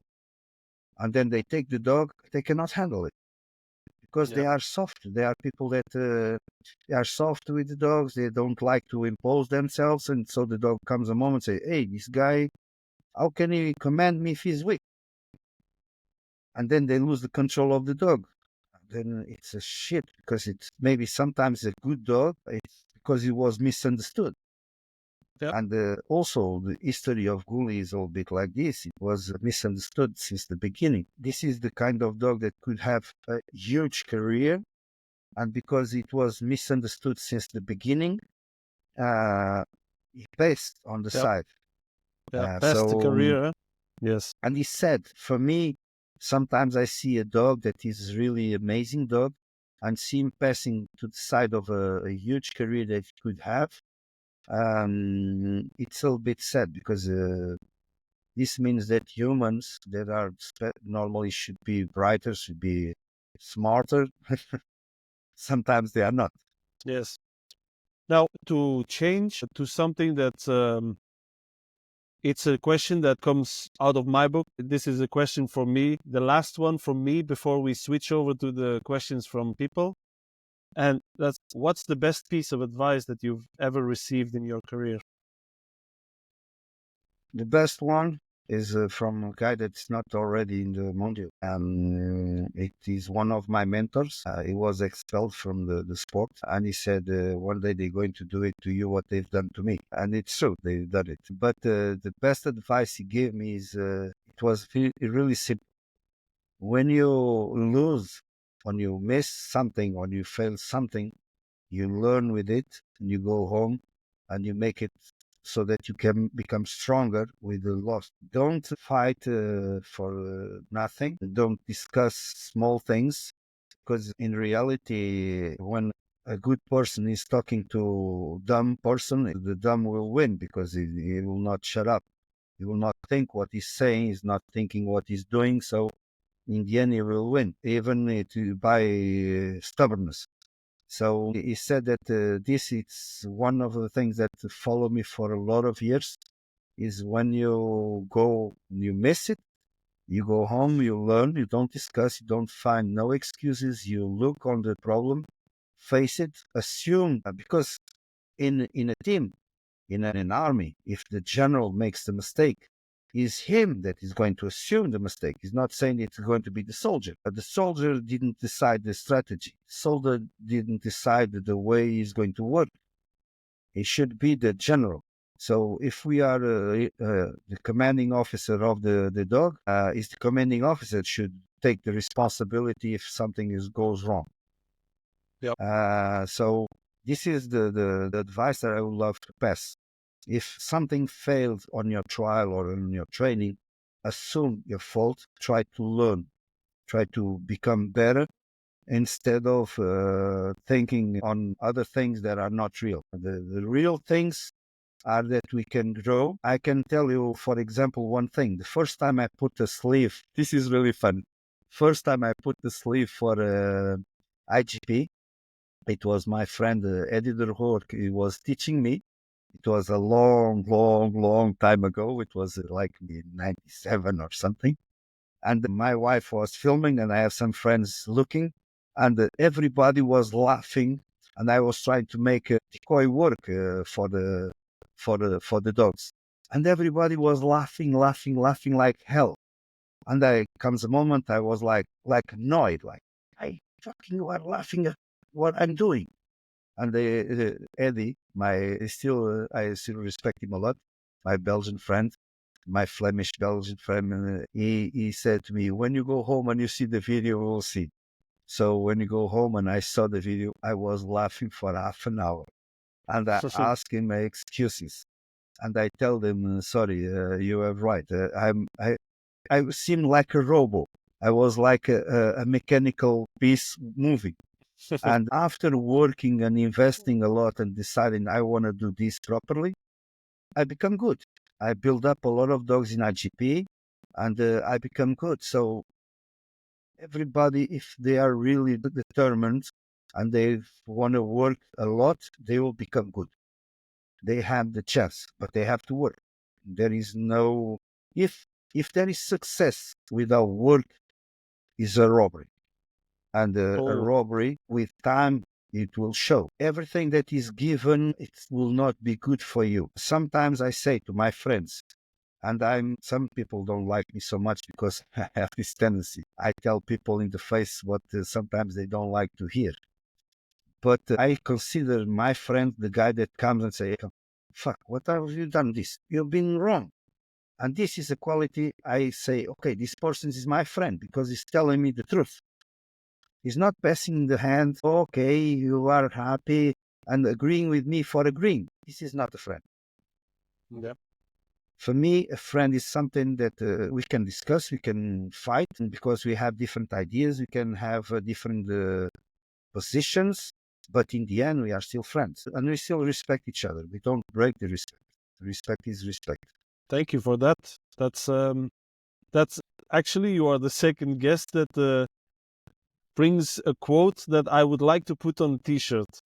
If there's success without hard work, then it's a robbery. I think that's text. That's good to make a t-shirt for that.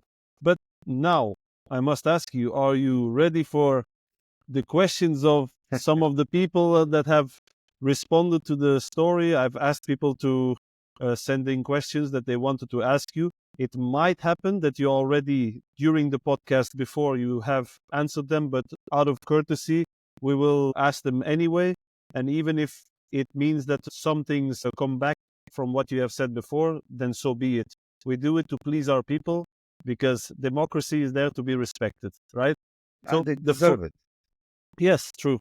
The first question is, if you could change one rule in Mondioring, what would it be and why?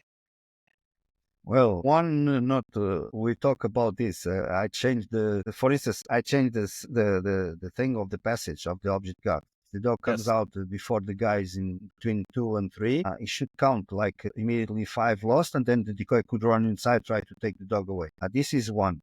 The other one is the stop it. I think we can make stop it with lines. If we do it like flea, like it is, you should have drawing lines on the ground so that it's more accurate to evaluate everybody. Yeah. But I prefer that it was in a position face for instance, so that Yes. the guy see the dog coming and he can defend himself. Of course. He Can react. can react. So for also for the search also, I think it Yes. should What we be discussed for the what we not discussed. So finding. Yes. for not finding this is Let's one. let's head on to the next one, which is if you could host a dream competition anywhere in the world, where would it be? Uh, this is hard. I can tell you the places where I've seen really amazing organizations, Czech Republic, Austria. I see them organizing like amazing. Uh, Sometimes in Spain also occurred, but for me, choosing, and it will be normally the center of Europe, because I think in the center of Europe could be really good. In France, also in Dunkirk, in the club of Grand Sant. It was one of the amazing big championships I ever have. I have been there at least 2 or 3 championships, world championships, and it was the organization that we can say, wow. So it will be for sure in one of these places. I have to choose only one, maybe Grand Sant could Okay. make a mark. Next up is what are the key elements of proper jump technique for my dog? What should I look for in terms of their approach, takeoff, and landing? Mm. Well, jumps is one of the things that I think most of the people don't think so much. Most of people start with the palisade, and then it will become a problem for the long jump in the future. I think people should start. My idea, they always should start with a hurdle and really watch the place where he makes the preparation of the jump, and the way he jump, he should stretch, and then in the end, he should have space to land. Sometimes I see people that are defending that the dog should jump really short distance. Oh, but now he jumps better. Yeah, but when he has 8 years old, can he still do it without space to prepare the jump? I don't believe so. So I think the space is one of the things. The dog has to have space to prepare. And if you see the athletes of the humans jumping, why they always have space to prepare the jump? Why don't they jump on 3 meters? Because they are not so good if they do it. So for the dog, it's a little bit the same. I think the hurdle should be the first, and then the long jump the second. And watch it, because dogs can make confusion very easily. So I do it myself, or normally what I do, I use completely different command, and I use a completely different preparation. And also nowadays, I don't believe in stopping the dog after the jump, especially on the long jump, because with my experience with time, the tendency of the dog is to slow down and start to hit on the object, on the bend on the board.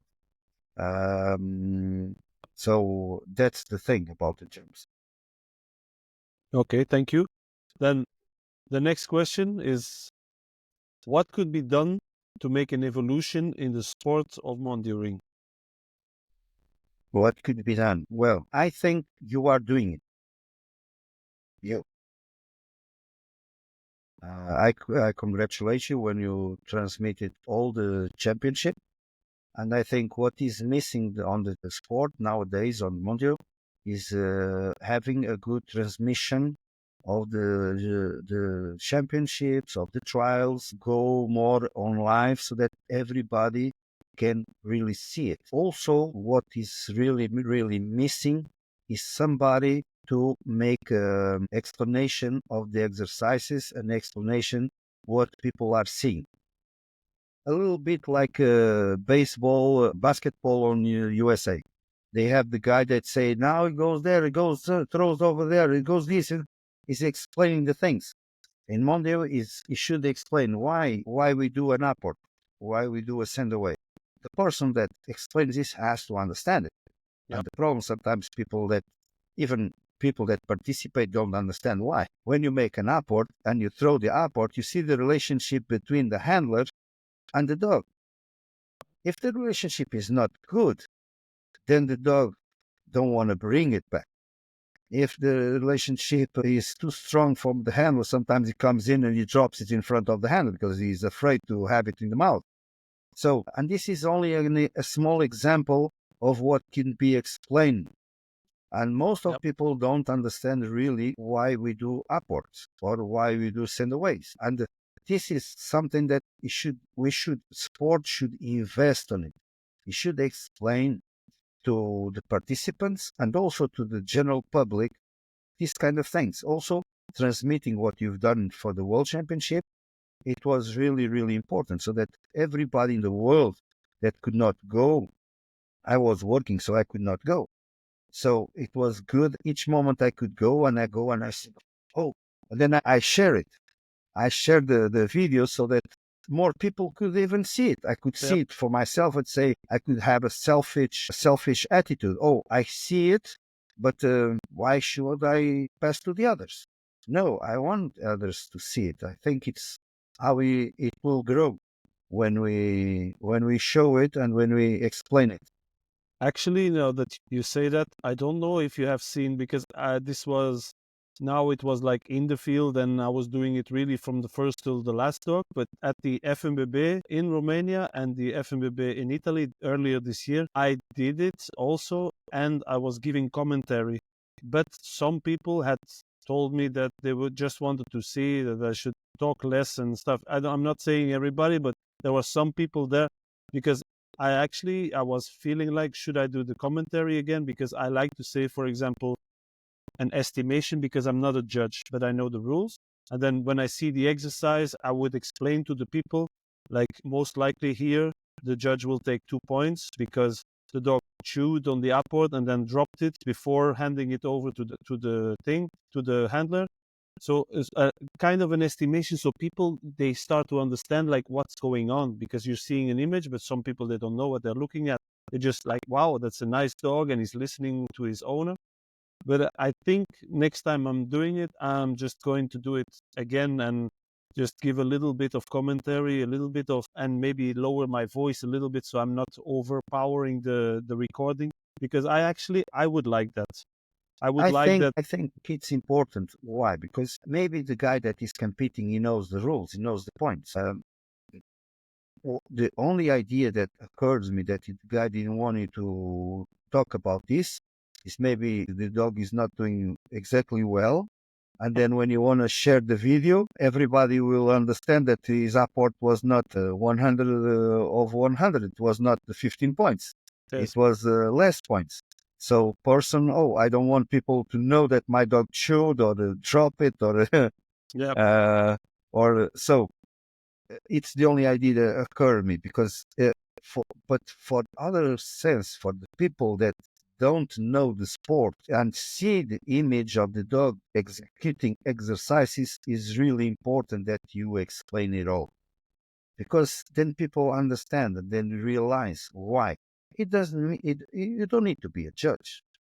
Why? Like I tell you, you are a competitive guy that beats, that is on the sport, that does his job. It's not less than me. No, Yep. it is not a question of this. We are not kings. The judges are not kings. They are not royalty. If anybody thinks this is not my way of seeing it, I think we all make part of a game. We all make a part of this. And when you explain, I saw some parts you explaining, I saw it's good, because when I pass the videos to some guys that are in the school, and the guys that don't make sports, and they could understand why the person what they was doing, because otherwise if a person see, for instance, you see accessories attack and the dog goes in and you cannot take the guy and for 5 seconds, and then the guy cannot understand why this one took 5 seconds to go in and the other took directly. What is the difference? If you don't explain, for a guy that are not on the sport, he will not understand. Yeah. And then in the end, he says, yeah, but the guy, they are crazy. They send the dog to a guy that is wins something on the hand, but sometimes dog bite in directly, sometimes it does not, sometimes bite on the arm, sometimes bite on the leg. Maybe there is different points. You see, so it's important to explain it to the people. I think what is missing on the sport nowadays is this. Yeah. Is the digital. We can make it. We can make it arrive to more people. Maybe they Yes. cannot do it, but they will know the thing and they will understand it. Because if people don't understand it, people think, and ignorance can make wrong evaluations, Yes, and that's they also can true. think it wrong. So it's very important to explain. Up to the next one. The question is, what is the philosophy behind your smart dog training system? Well, the main philosophy of smart dog training system is that I believe, and I saw it, is that the dog with time he will get smarter. He will solve easier problems, and if because we work and we work in a relationship and we create a bond between me and the dog. He wants to please me. It doesn't depend so much that I reward him. It doesn't depend so much that I correct him. It's my philosophy. I show it with my dogs that I make a lot of trials and they do the same work and they don't change the behavior after making 5 or 6 trials, because sometimes you see very good works and then the dog comes to 6, 7 years old and then disappear. And people say, but what happened? Oh, he hurt himself. What happened? No, he hurt himself. And sometimes when you go see the last trials, the dog was starting to disobey, or he was starting to do the things by himself, or didn't take care of him. And means that the relationship was not good. So what I tried to do with the smart training dog system, it was this, trying to make the dogs to learn by himself and to love the job that we do it. Also, if we have to correct, we correct, but it's not the way to teach with corrections. It's teach by the being right instead of being forceful. The Yes. tools are there if you have to. I always say this: if you have to screw a Phillips screw, you'll need a screw for Phillips. You don't cannot change it. But maybe you don't need the screw. Maybe you need another thing. If you make the right approach, you understand. So I don't reject any tools, but I think if we work it properly, it will be better because we're going to use less tools to have the final target. That's a good point there. A very specific question now from one of the, I think it came from one of your followers, actually from, they are following both of us. And how do you deal with people who talk bad about your training? Well, sometimes, most of the times, I smile at them. It's like when people, and you saw it the last year of Furia, you saw it. I think you saw it. People was, I present Furia with 10 years old. I retire her with 9 years old, 9 and something. And at 10 years, I presented again in competition because people was telling me, oh, it took Furia away because the dog was not able to do nothing. And I put Furia in. She was escaping my house when she sees the training. She was escaping my house by the windows. I have to. I stopped training her, and she says, "I want more," because she escaped 2 times by the window of my house. And then when I start to cage her, and then she didn't train. She didn't want to eat. And then I decided, well, I'm making her life miserable. I don't want. So I make her, okay, I'm training her for the fun and let maybe her make a white dog in some trials or these kind of things. And suddenly some guy said, oh, your dog is done. They say, are you sure? Yeah, your dog is done. You cannot do your dog cannot do nothing else. I say, okay, so we'll show you what a dog with 10 years old jumping on minimal jumps, it can still win.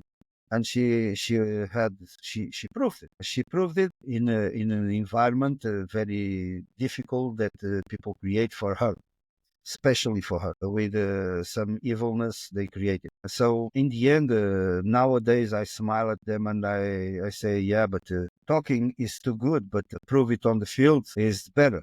And you need to put me away 2 years so that you can be something. So I think when people talk bad, it's better people prove it. It's not my system of training could not be, maybe it's not perfect. I believe, and I saw Martina winning some championships, and I believe, and she knows it's also, it is not perfect. And she's one of the persons that I most admire. I see her really good at training the dogs. And one day I was judging, I saw her dog missing the search, and she is perfect. So there are no perfect systems. And Yes. most of all, there are systems that can reflect what we see and what we want. If people say it's not good, I don't care what they say, because in reality, even when they talk badly about me, I don't fucking care. I'm bigger than my energy is bigger than energy of these persons, because if the person was good, they don't need to talk about me. They talk about themselves. Amen. So I believe that when people are doing this, the better thing is that let them have their own energy, and we still do our path. And in the end, we see what's happening. My system is a system that adapts well with my personality, the personality of each one. And I think every person should have a system that the person is related and then adapt it to their self, small pieces. Because even a guy that follows only one system, he has to, in a moment, he has to adapt small pieces to himself, because each dog is different, and I have different dogs, so I have adapted the system to different dogs for a lot of years. And there are not a law that you can say it's for all we should do this. It's not possible. Yeah. Um, Okay. Then up to the next one. Where does your motivation, discipline, and consistency come from to be able to measure yourself with other elites for so many years? well, the discipline, I think it comes from maybe my father, maybe the sports, martial arts, maybe my character, because, maybe my father also, because my father was very rigid person, very restricted, was very disciplined, was like a military on these kind of things. And I think I gained it from him. And he taught me really an interesting thing. He said, even when you don't like something and you have to do it, you do it the best you can, because it's your image that is there. So when even in an exercise that I don't like, I go and I do it like if it is the end of the world. It's something that I grow up like this. Yeah. I was a kid from the street. I was a poor person. I had nothing. I have to fight for everything I had. I'm a workaholic. I'm the kind of person that working is my life. Sometimes to have vacations is very difficult for me. Sit down and do nothing is like have to force myself, because I like to build stuff. I like to, if I don't train dogs, I like to weld, I like to break, I like to carpentry. I want to do something. I'm not a lazy person. I'm really a person that, I'm a lot of energy. I always positive. One of the biggest characteristics I have as a person, and some persons maybe they look on you and say, you are a tall guy. And then when I look at you, I say, for a tall guy, you move good. You understand? Yeah. Some people see the defects, see the faults. I see the abilities, and also on the dogs. When I look on the dog, instead of looking, oh, this dog is weak, I look and I say, oh, he has good energy for obedience, or maybe we can increase the system of obedience for the biting, and maybe you can have it better dog. And You detect qualities. yes, I try to see qualities on things instead of seeing the faults. Yes. Okay. Then a good one here. What message would you like to share with people about Mondioring or dog sports in general? Like a general message? The general message: love more the dog than the results. Amen. Thank you. Because if you don't love the dog, the results will never fulfill you. You can be a world champion, but you'll never be fulfilled. You'll never be happy if you don't really love your dog because he's your partner. Now, I know you, I don't actually your schedule, how it's looking like, but I would like to know if you have any upcoming events, seminars, or workshops planned. And if you do, uh, where are they? If you do not, how can people reach out to you to book you for a seminar or workshop?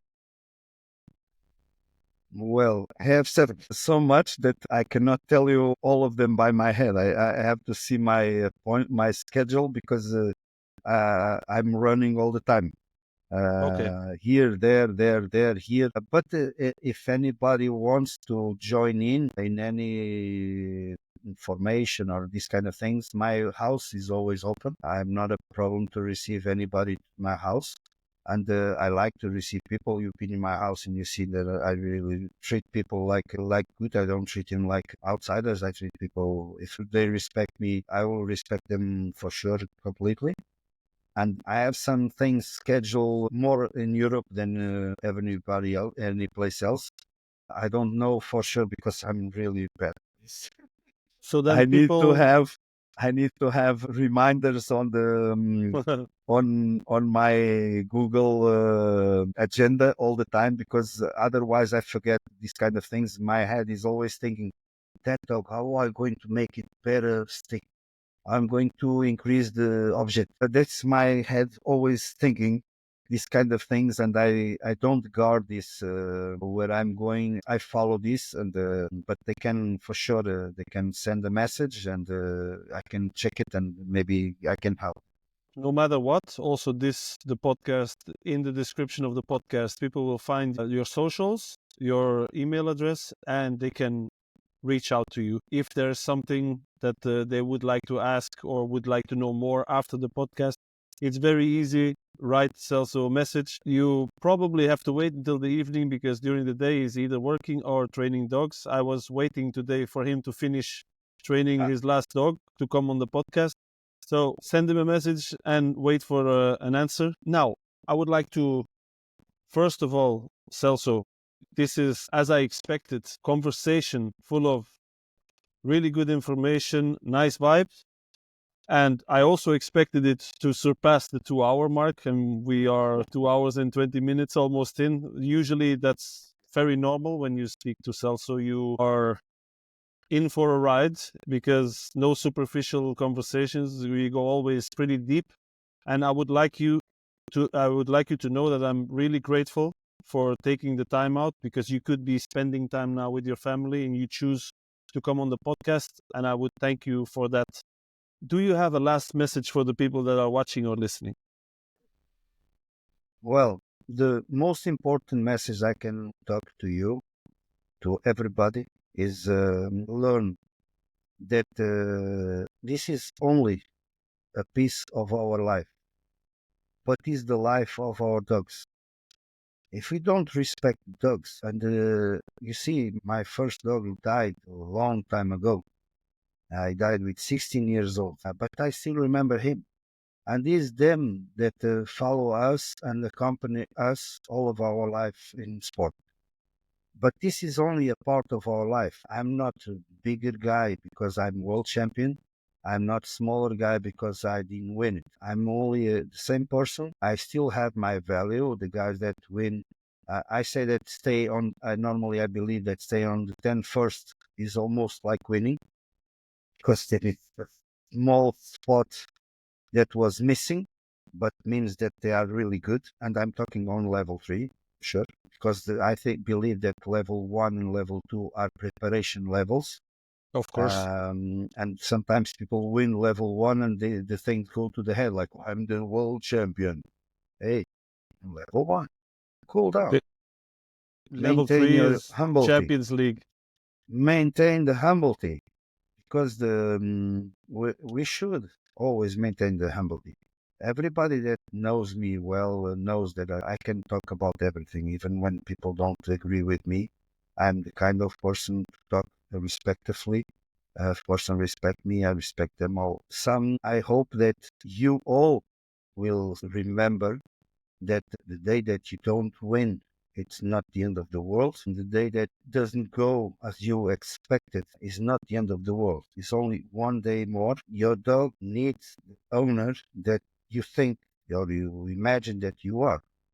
Be there for him. And this is the most important because without the dogs, we didn't have the sport. Without the decoys, we didn't have the sport. So decoys, they are not a bastard because they take us points.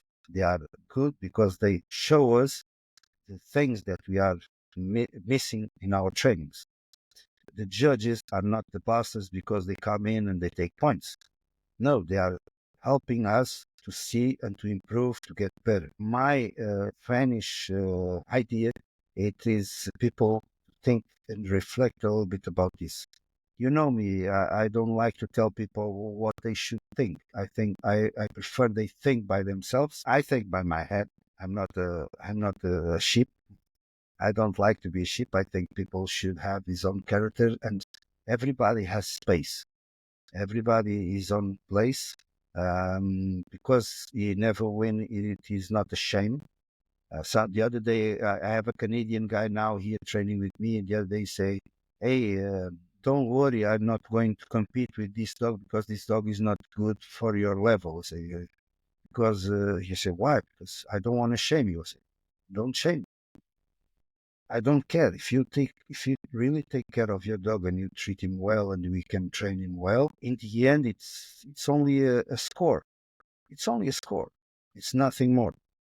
If you don't enjoy the process, if you don't have fun training, if you don't have fun during the whole process, when you'll be there in the podium, if you ever will be, it will make no difference at all. You'll feel alone. You'll feel empty. If you win without justice, you will feel empty. You'll feel when you go home to sleep, you'll feel that it was not worth it. Maybe you can tell other people, you can disguise, you can lie to yourself that it was worth it because they give it to you, but it was not. So try to win it by fair and square. Try to be honest and take it by merit. Merit is one of the things that we can never lose. We can lose competitions, you can lose trials, you can lose whatever, but merit and honesty and character, and it's something that we should never lose. Thank you for that. Thank you for being on again, and hopefully to see you soon on or off the field. This wraps up this episode of the Dog Sports Planet podcast. A huge thank you again to Celso Alves for joining us today and sharing his incredible journey, wisdom, and passion for the world of dog sports. It's not every day you get to hear from someone with such wealth of experience, both as a champion competitor and an international judge. If you enjoyed today's conversation, don't forget to subscribe to the podcast so you never miss an episode. We've got more amazing guests lining up, from competitors to judges, trainers, all with unique stories and insights to share.